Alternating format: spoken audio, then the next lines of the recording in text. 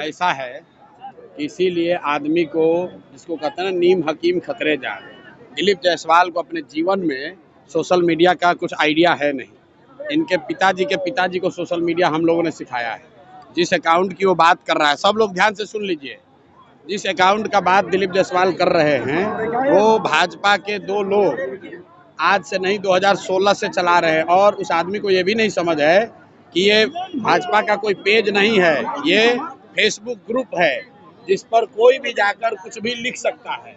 2016 से ये 2 लड़के भाजपा के ये ग्रुप चला रहे हैं। उस पर आरजेडी के लोग भी पोस्ट करते हैं, उस पर जनसुराज के भी लोग पोस्ट कर रहे हैं, भाजपा के लोग भी पोस्ट कर रहे हैं।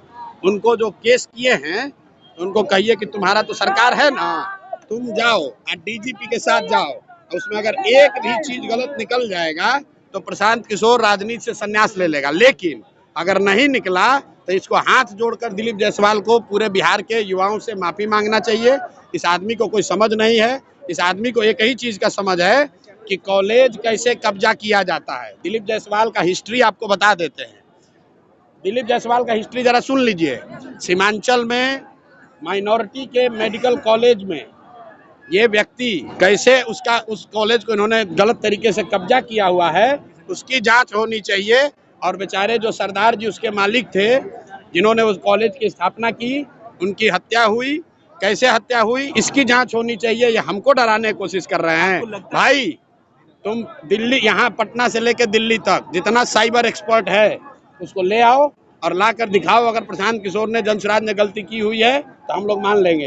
ये इसको कुछ आइडिया है नहीं, किसी ने बता दिया कि अरे भैया ये भाजपा के ग्रुप में जनसुराज का मैसेज है। तुम भाजपा के ग्रुप में जनसुराज का आदमी नहीं लिखेगा? आप किसी के भी पेज पर जाकर कुछ भी कमेंट कर सकते हैं, उसमें क्या है? आपको लगता है सर चुनाव से पहले आपको बदनाम करने की? अरे भैया बदनाम क्या होगा इसमें?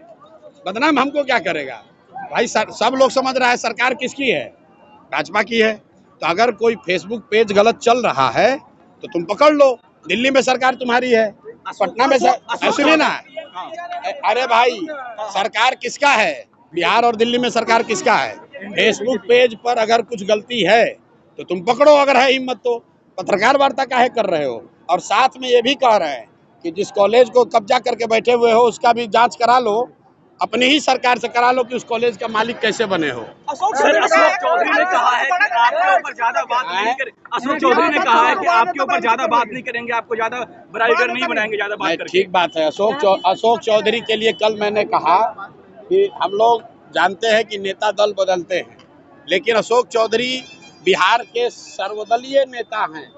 इनके बाबूजी कांग्रेस में, ये खुद जदयू में, बेटी लोजपा में और दामाद आरएसएस भाजपा में। तो भाई एक ही चीज बचा हुआ है, आरजेडी। अब घर में एक दो और कोई भांजा भगीना होगा, उसको भतीजा को उसको आरजेडी में भी डाल दे। तो ये बिहार की जनता देख रही है कि ये एकमात्र परिवार है जो कि पांचों दल में है।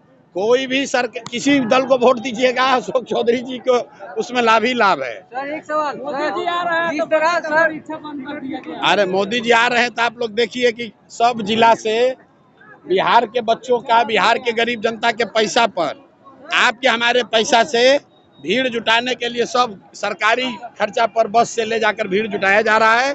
तो सब लोगों को पूछना चाहिए कि भाई आप हम लोग को कुछ दे तो नहीं रहे हैं, हम लोग का ले क्यों रहे हैं?